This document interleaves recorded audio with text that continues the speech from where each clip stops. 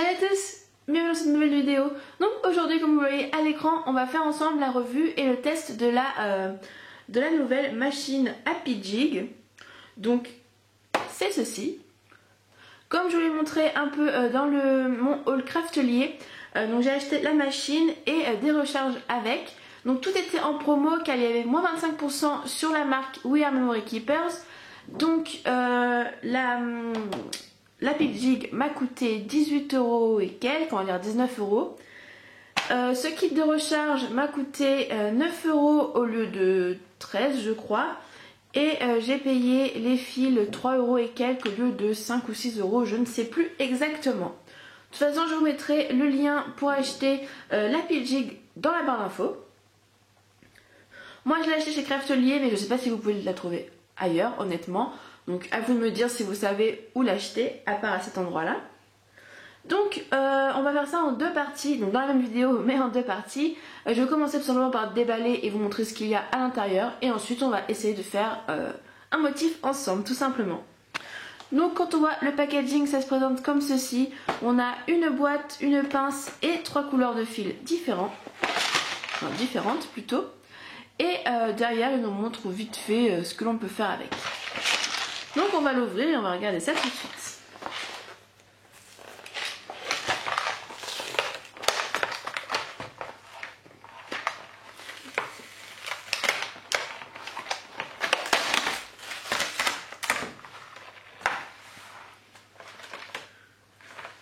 Donc voici, une fois que j'ai enlevé le carton de l'arrière, donc on a du fil de couleur dorée, rose gold et mint. Et du coup on a 2,28 m de fil pour chaque couleur. Ensuite on a un petit livret, je reviendrai dessus juste après. Et là on a notre fameuse boîte. Accrochée encore dans notre plastique, nous avons la petite pince coupante. Hop. Donc je vais enlever ceci. Et ben, c'est bien collé, donc. Hop, j'enlèverai le surplus de colle après. Donc c'est marqué créer des ornements personnalisés. Donc on ouvre le petit clapet et à l'intérieur on a différents picots. On a aussi également l'emplacement pour ranger notre petite pince. Donc, hop, je vais la mettre directement. Et donc nous avons différents picots. Donc en fait nous avons exactement 4 sortes différentes. Nous avons les gros picots.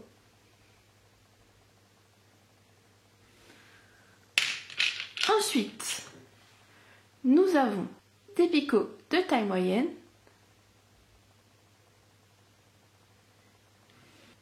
des picots de toute petite taille, et pour terminer, nous avons encore des picots de taille moyenne, mais cette fois-ci fondus en deux.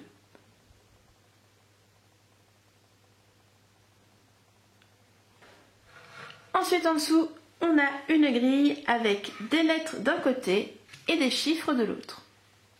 Je mets ça de côté et on va regarder un petit peu le fascicule que l'on a avec. Donc voici le fascicule que l'on a dans le carton, tout simplement. Donc dans ce fascicule, on a pas mal d'explications. Savoir ce qu'il y a dans le kit, comment ça fonctionne, etc. etc. Et surtout, ce que l'on a de très intéressant, c'est qu'ils nous ont mis pas mal de modèles. Donc là, par exemple, pour les deux premières pages, nous avons deux modèles, donc des triangles et un cœur. Et en fait, à chaque fois en dessous du modèle, ce qui est super sympa, c'est qu'il nous donne le nombre de fils, enfin de la longueur du fil dont on va avoir besoin, et ensuite le nombre de picots nécessaires pour faire cette création. De plus, chose très intéressante, c'est qu'ils nous mettent exactement où est-ce qu'on doit placer les picots pour faire notre création correctement.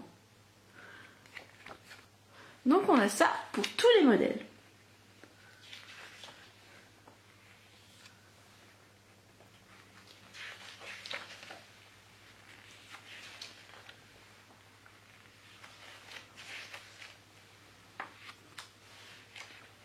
Donc là, la première partie, c'était un peu des paperclips. Je vais vous montrer après un détail. Et ensuite, nous avons pas mal de mots. Alors, chose que j'ai trouvée très intéressante aussi dans ce magazine, c'est qu'on a deux possibilités.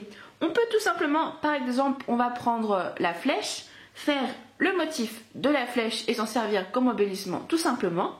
Ou alors, il nous laisse aussi la possibilité de pouvoir faire une petite attache pour faire une sorte de trombone ou paperclip, je ne sais pas trop comment vous appelez ça, vous. Et du coup, on a bien la différence. Donc vous voyez à l'écran que la partie trombone pour pouvoir attacher notre création est en orange, jaune orangé par là. Et en fait, vous voyez dans les explications d'en dessous, donc je ne sais pas si vous allez bien voir, qu'on a un picot à rajouter et qui est celui qui est en orange. Et ensuite, en dessous, la dimension du fil dont on a besoin. Si on fait la forme toute simple, il faut prendre la dimension écrite en noir. Si on veut faire un paperclip, il faut prendre la dimension qui est écrite juste en dessous. Donc tout est vraiment détaillé. Donc voici pour la présentation du kit. Maintenant, on va passer par la réalisation et on va voir si c'est simple comme ils prétendent ou alors si c'est vraiment un peu galère. Alors on va tenter la démonstration. Donc pour ça, j'ai choisi un modèle. Vu que ça va être la première fois que je vais tester ça avec vous, je vais tout simplement faire la flèche qui me semble pas trop compliquée. Je vais faire la flèche toute simple, je ne vais pas faire le paperclip. Je verrai ça un peu plus tard. Donc il me faut 26 cm de fil et il me faut 5 picots moyens, dont un avec une fente et 3 petits. Donc on va commencer ça tout de suite. Je vais me servir d'une règle pour que ce soit plus simple pour trouver la ligne qui correspond correctement. Donc pour le premier avec une fente, il faut qu'il soit placé en H28. Donc je vais prendre la ligne H, ok, et 28, c'est ici. Hop, il est clipsé. Ensuite, je dois en mettre un en F21. Donc le 21 est ici, le F est juste au-dessus. Hop. Alors il faut un peu forcer. Voici. Et on fait ça ainsi de suite.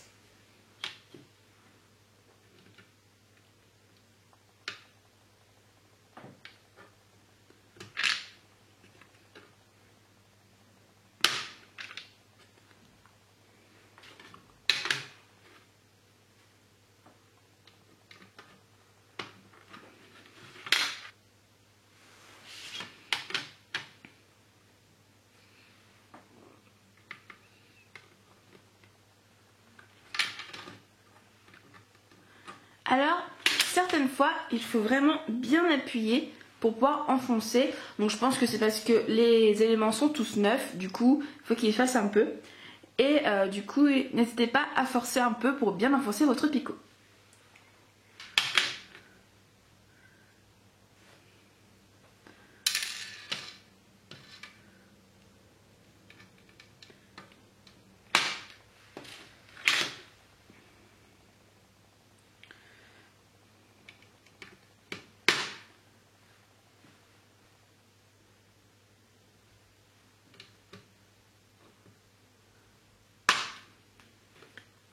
Voici, logiquement, tous mes picots sont correctement installés.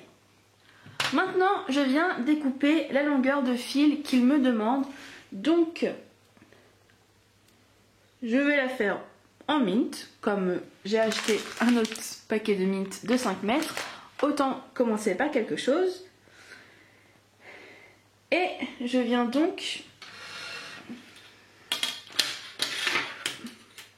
mesurer 26 cm.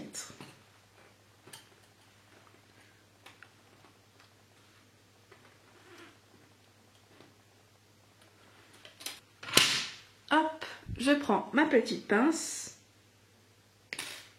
Et voilà. Donc j'ai découpé mon fil. Maintenant, on va commencer les choses sérieuses. Chose importante aussi dont je ne vous ai pas parlé encore, c'est que le picot qui est à la fente a une direction précise.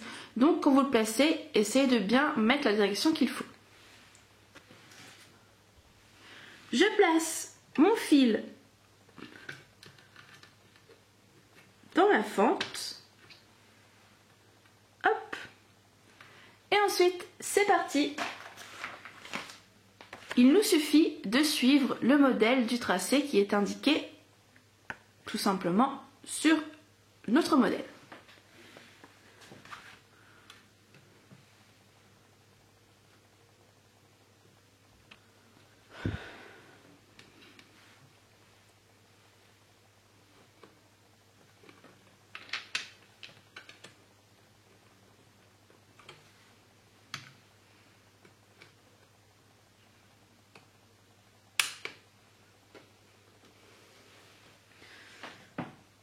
Hop.